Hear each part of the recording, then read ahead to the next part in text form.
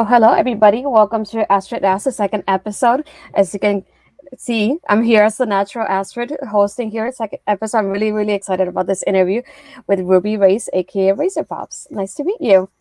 Hi, good to meet you. I'm really excited because the series more than anything is just to highlight women in wrestling, and that's what I'm more focusing on when it comes to love wrestling.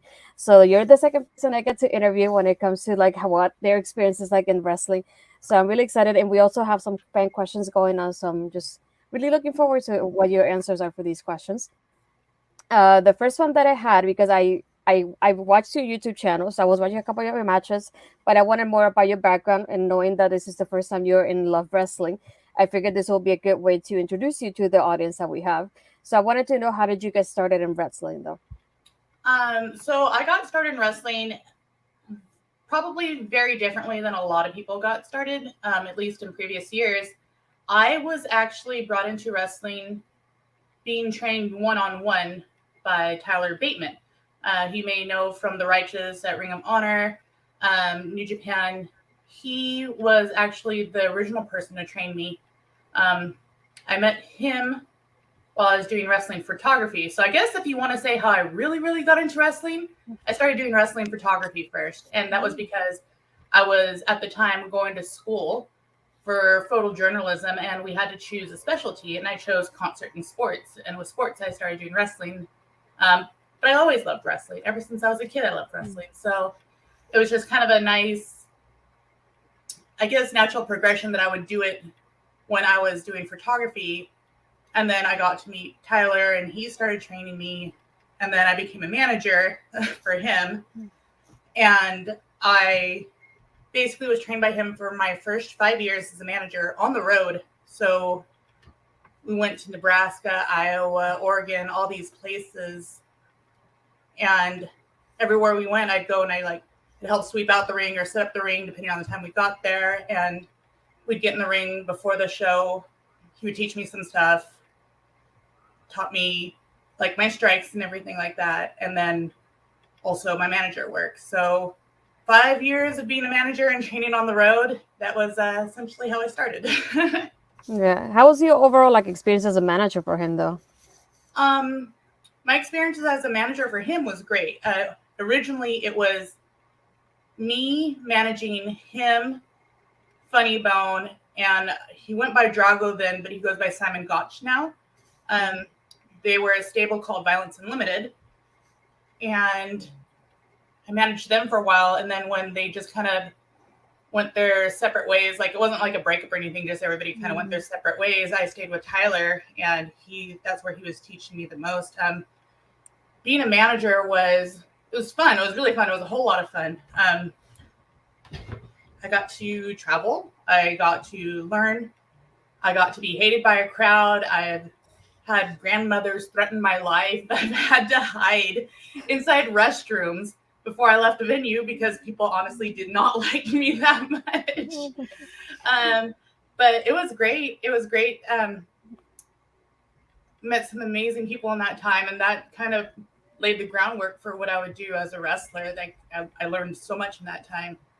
And well, imagine being in the wrestling industry, being ringside, being in locker rooms, and not getting to do anything but listen and learn for 5 years. So that's what I did.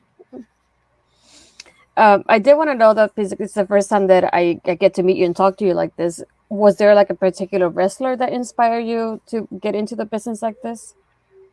Yeah. So ever since I was small, I loved Glow. I loved the gorgeous ladies of wrestling. And honestly, it was like the bad girls of Glow. So definitely Hollywood. I loved Hollywood. She's my girl. And then Colonel Nanuchka. I did like some of the nice girls. I liked Americana, Little Fiji, Big Fiji, and all that. But it was definitely Hollywood was probably like one of my biggest inspirations as a child, like as an itty bitty. But as I grew older and I was still watching wrestling, China was one of the ones that she just blew my mind when I saw her. And I saw her in the ring and I saw her tussling with the guys, and she was strong and she was fit. You know, she had this presence about her that was definitely larger than life. Obviously, she was she was China, you know. Mm-hmm. But her, I think why I liked her is because the way she was presented reminded me of all the Glow Girls, where it was like, we're all about female empowerment, we're all about showing what we can do, we're strong, we're beautiful, and that was China in a nutshell. So yeah, definitely those two. Yeah, she's definitely one of my favorites too. When I saw that they made her Funko Pop, I knew I had to get it. And I was thinking I need to collect all the ladies because I love watching the ladies wrestle. I feel like no matter who it is, I love seeing all of them on TV somehow because I know that they all represent something different. And it's nice to see like a different message being portrayed by each one of them. And that's Yeah. why I enjoy women's wrestling so much. And I knew I had to get her, and I had people like her like recently that I got, and even Asuka. Like I got their Funko Pops because I knew I had to collect them when I saw them. I'm like, any other ladies, I'll definitely get them. And even if they have like a different one, like Naomi has like the glow one for her that glows in the dark. It's Mm-hmm. called like the chase one. I knew I had to get it, even though I had the original one because I knew I had to get all the ladies and collect them all. Oh, you have to. Yeah, if there's any variations of it, you got to get them. Yeah. I know I saw on your Twitter, but for the people that don't know you, aside from wrestling, what are any other one other hobbies that you have? Oh, definitely. Well, I like going out into nature and hiking sometimes, but I'm not like the crazy 16-mile up the mountain. No, I just like being out in nature and going like on these little nice hikes. But definitely into bodyboarding, into surfing, into getting out in the water at any given point. As you see, if you look at my Instagram or if you look at my Twitter, I'm always putting up clips from the ocean or clips from hikes. But definitely boogie boarding, bodyboarding, surfing, love it all. Yes, I was enjoying some of the clips. That's why I wanted to get to one of the fan questions from Angie. Is Angie71 on Twitter. She wanted to ask, how long have you been surfing? I actually grew up in the water because I live in Ventura, California, which is oceanside. I could, from my house to the sand, it's like 15, 20 minutes, maybe. Um, Super close. I grew up here, and I remember the first time I was on a boogie board. I wasn't old enough to even be on a boogie board. My dad was riding it, and he'd put me on his back, so I would hold on for dear life as he was riding the waves. But ever since I was a kid, ever since I was a baby, and then I grew up doing it. And then when I started wrestling, I actually stopped doing it because all my weekends, all my time were taken by wrestling.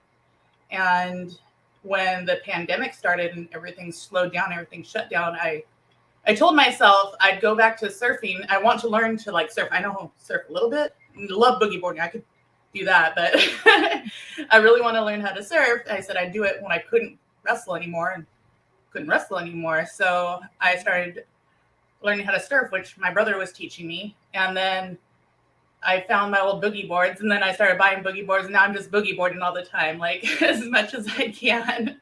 Going on surf trips, I went to Costa Rica to boogie board there. So honestly, it's been my whole life. But I feel like I just started taking it more seriously when I started like the last 2 years ago. That's nice. Like I told you, I was on your YouTube channel watching some of your matches, and one of them that stood out to me the most was one that you had with Candice LeRae a few years ago. So I was wondering if how was your experience overall wrestling her? Um, Candice was amazing. So I wrestled her, I think, two times in single matches here in Southern California. Once, probably the one you saw, where it was like a 10-minute, 12-minute match, something like that. And another one that lasted all of like a minute, 30 seconds. So she was great. It was nice to learn from her because I wrestled her so young in my wrestling career. Like I got to have singles matches with her.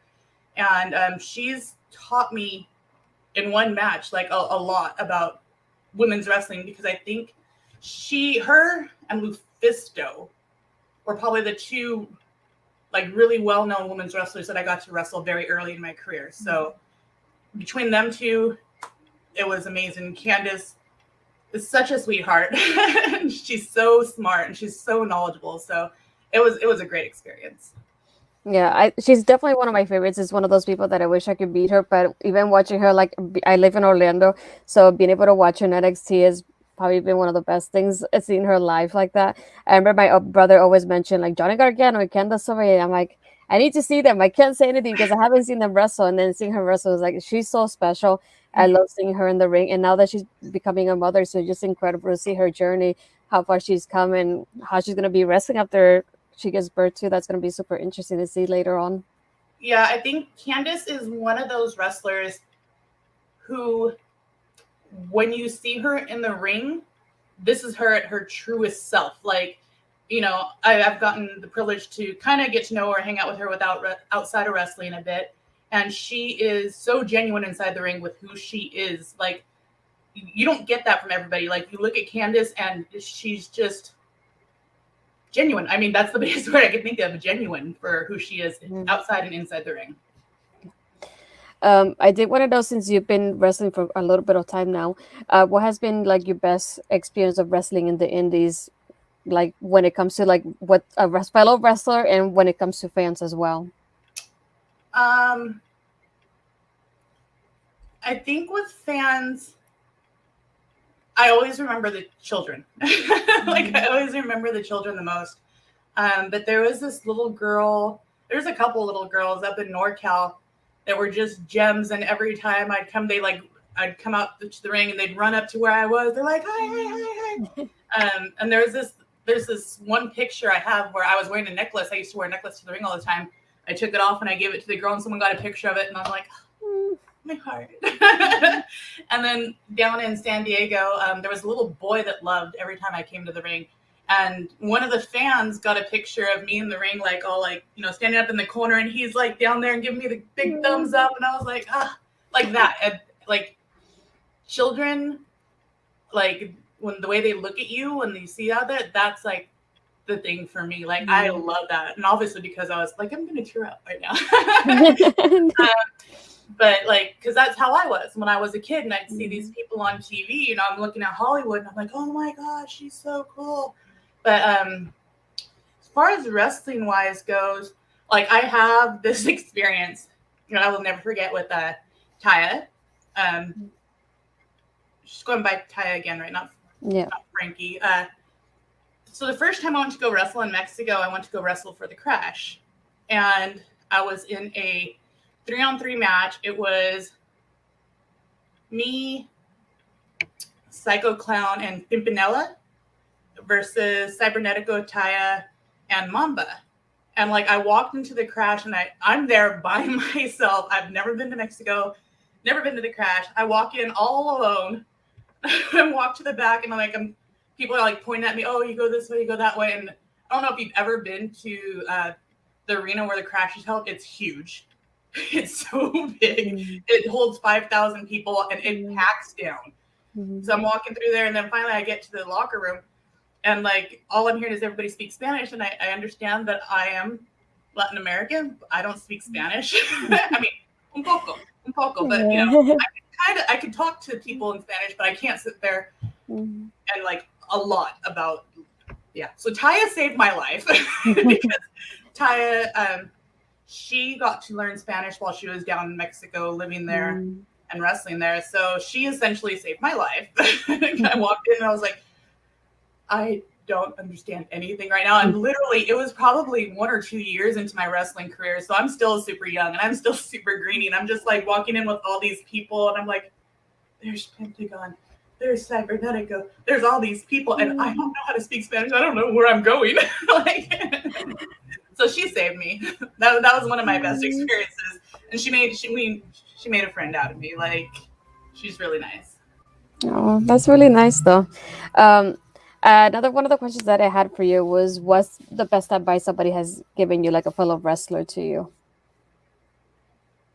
Wow. Probably, dude, there's so much. Probably the one, obviously, the eyes open, mouth shut. I mean, I know that's so common in wrestling, but it really is like the pinnacle of what wrestling is. And like I was saying earlier, the 5 years that I didn't get to do anything, I didn't get to say anything. I just had to sit there and just listen for 5 years. I felt like I learned so much. And I feel like nowadays it's one of the ones that isn't really heard by the most. Like, there's a lot more talking than there is listening nowadays, but that's probably the best piece of advice. I did want to get to the fan questions. Like aside from Angie, I had Bobby, who we nicknamed here Dream Match Bobby because he always gives us his dream matches in our chats and our shows. He did want to ask you if you had a dream opponent from NWA or Impact. I think I got to wrestle the people that I wanted to from there. Like I've wrestled with Kiera Hogan. I've wrestled Havoc. Jessica Havoc was like one of the ones I always got to wrestle, and I've been privileged enough to get to wrestle her twice. So once for Shimmer too. I really want to see that video. Is that Shimmer? Give me that video. I mean, I've wrestled Thunder Rosa. I've wrestled I've wrestled like really a lot of really really good girls, women. Maybe if I had a chance to, I've kind of wrestled them all. I think I kind of wrestled them all, actually. Now that I'm thinking about it, because I've wrestled Alicia, I've wrestled Kimberly. Sue Young. I haven't wrestled Sue Young. I really want to wrestle her. That would be fun. Yeah. Oh yeah.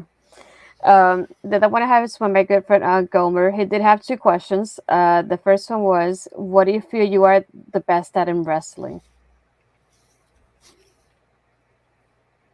I feel like what I feel like I'm really good at wrestling at. Yeah. I feel like I'm really good at wrestling to my size. Like I know, and probably in normal life, I probably don't look huge, but when I stand up in wrestling rings against other people, I generally tower over the girls. I'm 5'10", barefoot, so when I put on my boots, I'm even taller. A lot of the girls are like here, like, you know, I'm not super thin. I'm muscular. I'm bigger. I'm thicker. So I think wrestling to my size, I do well at that. You won't see me do a lot of flippy stuff, but when it calls that it's time for flippy stuff, I'll do some flippy stuff too. Like I say that for special occasions, like when I'm wrestling, you know, bigger guys or something like that. So I think that's what I do well at. Yeah. The second part of his question was, "What aspect do you feel like you could improve on when it comes to wrestling?" I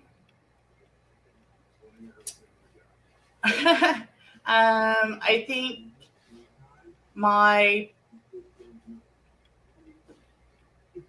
patience. No, I was gonna say patience because I tend to like get angry quick, but I've done a lot better at that since I've gotten older. In my old age, I don't shake my cane as much. I think